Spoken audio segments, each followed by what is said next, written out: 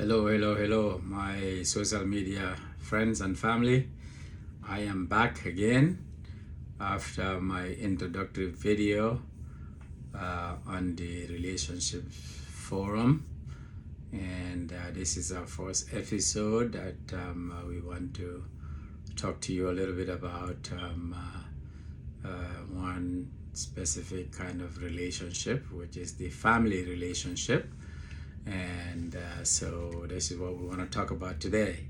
Family relationship as in a family setting, husband and wife and kids, partners and their kids, and so in a family setting where there's going to be all kinds of dynamics going on, the relationship between mom and dad, relationship between mom and dad and the kids, the relationship between the kids themselves, all kinds of things. That's what we want to talk about today.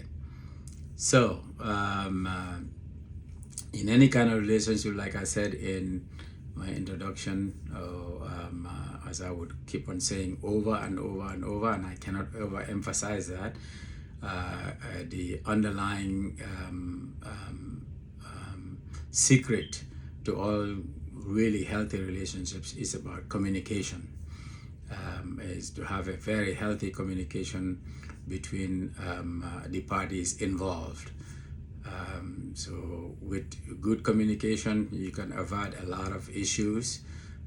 Lack of communication just allows too many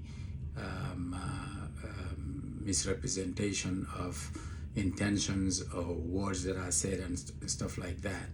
So communication. I keep on saying that any kind of issue that I see anywhere, a lot of times is a lot of lack of communication in there.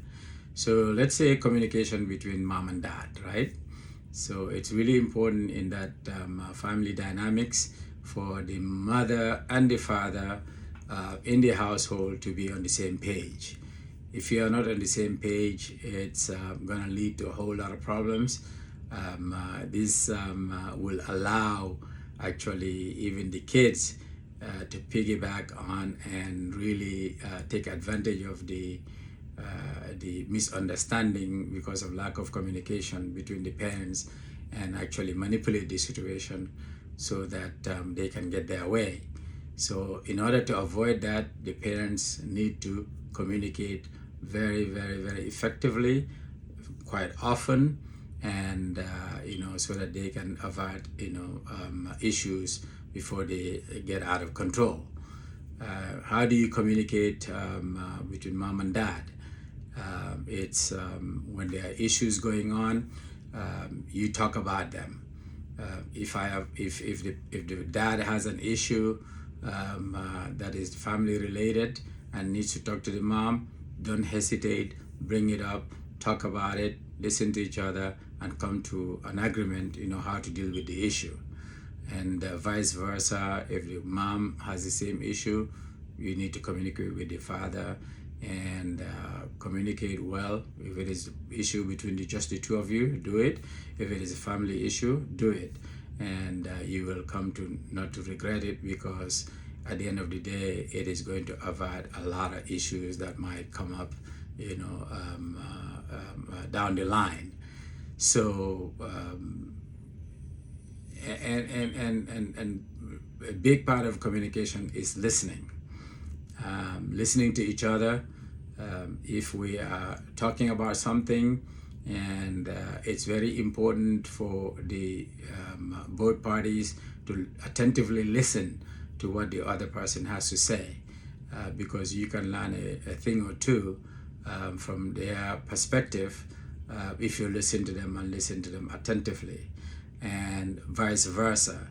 So when you do that, actually you are showing each other respect. That I respect, your point of view. I want to listen to you and see what you have to say.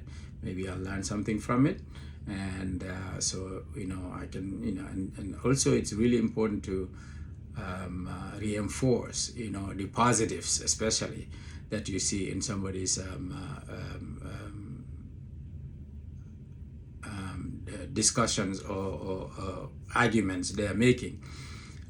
When you reinforce those positives, it really shows them that you are really interested in what they are saying, and you are paying attention to what they are saying. And so I think when it's your turn to talk, they will also have the same kind of reciprocal attention, that you gave them. So it's really important to just keep on communicating and listen to each other, and always try to have a consensus amongst yourself. What is the best way to deal with this situation? And yes, at times, once in a while, there might be a situation where you don't agree, and you may agree to disagree, so to say. But for the most part, if you really truly listen to each other, communicate well, you will come to conclusions. Because a lot of times, one thing or the other will make more sense than the other. One thing will make more sense than the other. So really, that communication is really important.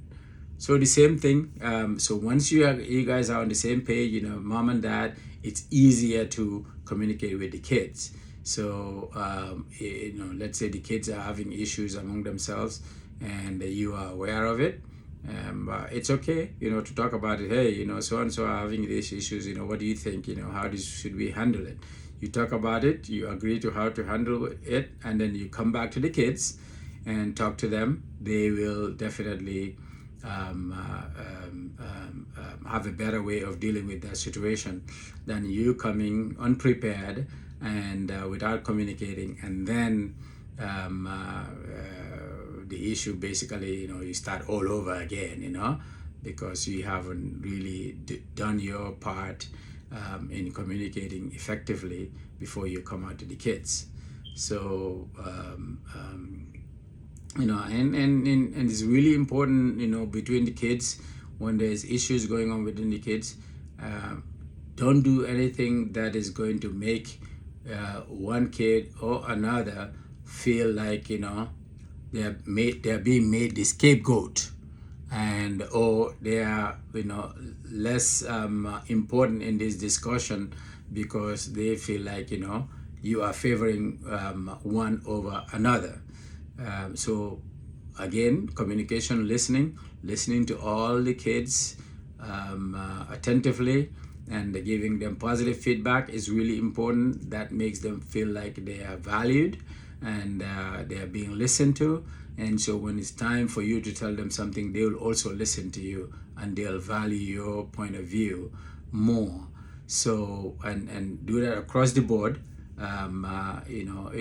Even when you're talking, it's really important in order to keep on, yes, you might feel like one kid is more of a problem than the other, and but you don't want to reinforce that with the kid, because if you keep on doing that, what's going to happen? They're going to feel like, well, anyway, it doesn't matter what I do, I'm the problem, so I'm going to just keep on doing what I want to do, because it doesn't matter. So positive reinforcement is really, really good, and negative reinforcement is really, really, really bad.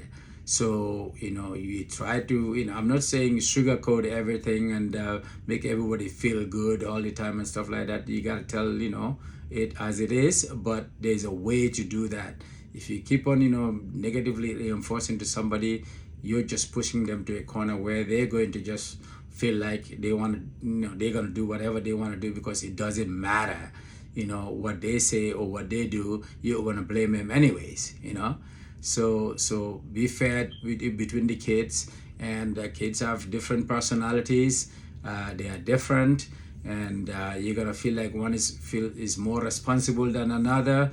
That's human nature, No two people are the same.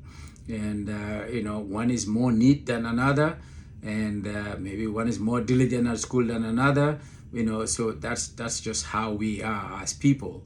So we should not hold some of those things that we don't feel like are the best things in somebody, and they're not exhibiting those, therefore we hold that against them and hold it over their head. That is not good. and because that is just gonna really be counterproductive at the end of the day. So communicating with the kids, the parents and the kids, and amongst the kids themselves, make sure that they show respect to each other and listen to each other, just like you and the parents listen to each other. They need to also listen to each other, and they will have their sibling rivalries and stuff like that.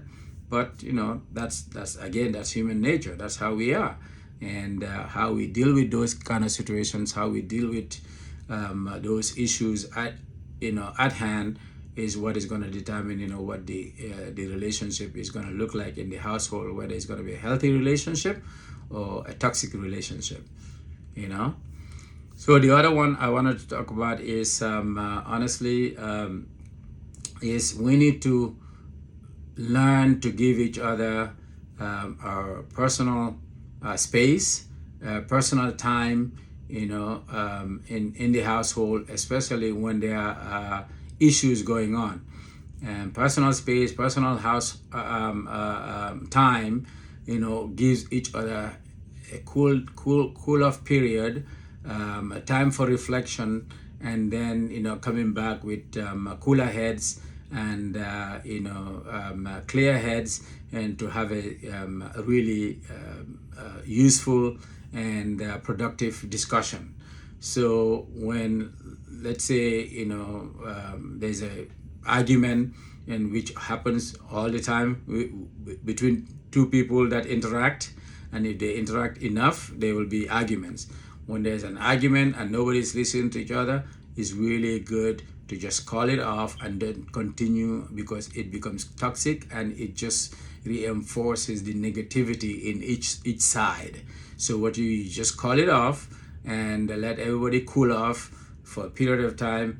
When you feel like there's been enough cool off and stuff like that, come back to the topic in a much calmer and clear-headed way, so that you can talk about it and find something productive in the discussion, as opposed to yelling and screaming, accusations and counter accusations and stuff like that. So give each other's personal space and personal time, so that they can reflect, and then have a better discussion down the line, than just screaming and yelling at each other, and then at the end of the day nothing gets accomplished. So the other thing I want to talk about is sibling rivalry. We all know, those who have brothers and sisters in a family, there's always sibling rivalry, and especially the ones that follow each other. It's just jealousy, and human beings are jealous. You just don't want your jealousy to become toxic, so that it really holds you down and holds the other side also down. Jealousy should be in a way where it is held in a positive way, where you want to do something positive because you are jealous of somebody that's doing something positive. Not jealous because somebody is doing positive but you rather they do something negative. That is not healthy. So sibling rivalry happens all the time, and like I was saying earlier, parents should do everything to make sure that they are fair between the kids, and especially give the perception that you are absolutely fair between the kids. You are listening to all sides, and you're making your judgment according to what you've heard from both sides, or three sides, or how many sides there are. So that that will foster a better relationship between the kids themselves, and the kids and the parents. You don't want one kid to feel antagonistic, that they are being scapegoated every time there's something wrong. There might be some merit to one of them being more hard-headed